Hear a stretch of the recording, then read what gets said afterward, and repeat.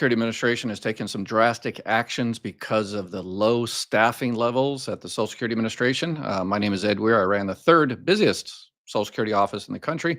And now on my semi-retirement, I'm making sure you all get everything you're entitled to from all things retirement, survivor benefits, spouse benefits, disability, Medicare, Medicaid, and all the rest of it. There was some kind of news that Social Security is basically limiting service. They've been, when I was working at Social Security, they were talking about this for a long, long time, but it looks like they're finally going to push the button. So they're limiting access to offices. Right now, they're doing it in two stages. The final stage is January 6th. Not sure why they picked that date. I think it's a historical date. Not sure why they decided on that date. But anyway, January 6th, 2025. Starting then, you will need an appointment to get into the Social Security Administration. They've been talking about this for a long time. Yeah, I completely disagree with what they're trying to do. I understand why they're doing it because of staffing and all the rest of it. But the Social Security Administration, their job, the employees at the Social Security Administration, is to help you get your benefits, get your retirement benefits, survivor benefits, the right check at the right time, as we used to call it. And if you can't get into the office and talk to a person so they can take an interview and adjudicate your claim and get you the right check at the right time, then that's essentially a benefit cut. Because if you're delayed, you miss months. If you get the wrong, check. One of the problems with Social Security Administration right now is because they're so understaffed. You have to know what you want. You have to know whether you want independently entitled divorce spouse benefits. If you even know about that, if you're a regular viewer to my channel, you do.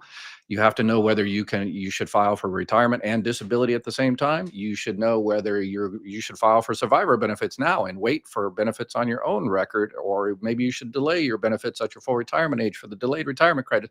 And there's so many different variables right now because of the staffing.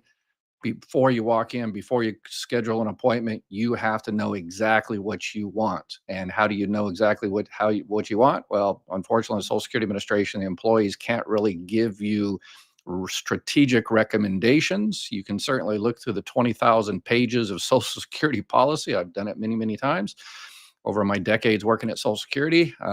Social media, unfortunately, all the people out there in social media never worked at the Social Security Administration. They've never adjudicated a claim.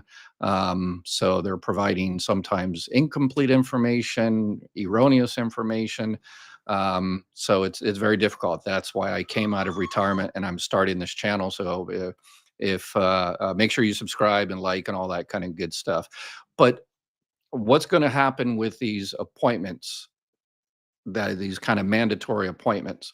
They are offering exceptions, like people that are homeless can't set up an appointment, people that need their check immediately, can't set up an appointment. It looks as though they are going to allow offices throughout the country to, take walk-ins without an appointment for those critical situations. But I can tell you from personal experience, each office will interpret that policy a little bit differently. And you might have to go down to the local office and they say, well, for your particular situation, you have to call the appointment. And so you have to sit on the phone for 3 hours and you won't get your appointment for another month or two. So yeah, if they do it uniform across, which I doubt it very seriously, then it might be a little bit better. But I have an issue with this because we tried this in my office. Initial appointments, no problem. You've always been able to set an initial appointments if you're filing for, retirement or disability initial claim. But what's called PE, post entitlement issues, that is, you're already receiving benefits and you're missing a check, you want to change your address, you want to sign up for Part B or something like that, those you have never had an appointment really available. The problem is this is going to make the whole system even worse because the situation is, there may be a smaller office, this might work, but the larger offices in major jurisdictions, major areas throughout the country, here's my experience. And since the commissioner for Social Security just resigned, there's going to be a new one in there. Everybody's got a lot of comments saying, Ed, you should be the new commissioner. No, they don't want me as the new commissioner. I'm too annoying.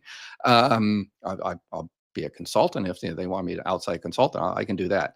No charge. So here's the situation.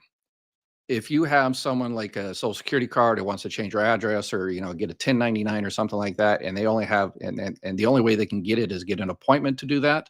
The problem with that is if an employee has like 10 or 20 or 30 appointments a day, and you call that person, or that you have an appointment and that person doesn't show up within a few minutes, that person has to sit there and twiddle their thumbs for 5 or 10 minutes to give that person, the visitor or the claimant, time to answer the phone or whatever the case may be, and that's time lost. If those people are actually in the lobby, you finish one appointment and you immediately, or excuse me, you finish one interview, you help one person and you immediately call the next person and the next person and the next person. That is a lot more efficient. Unfortunately, on your side, it's not great because you have to sit in the lobby, but it's setting an appointment is just going to delay everything for everybody. So I'm sure they're going to come in and say, hey, we've reduced wait times. Yeah, of course you reduce wait times because nobody's waiting in the lobby anymore. They have to wait 2 months to get an appointment. So yeah, I see the intention of this because there is terrible staffing. Um, but yeah, no, it's a bad decision. It's a very, very bad decision. So if they would, and again, we won many awards in my office because we were one of the most innovative offices in the country. And we tried this for a few days. Employees said, hey, we should try this. And I'm like, all right, we'll try it. And it was a terrible, terrible. Yeah, it was terrible. It was completely inefficient.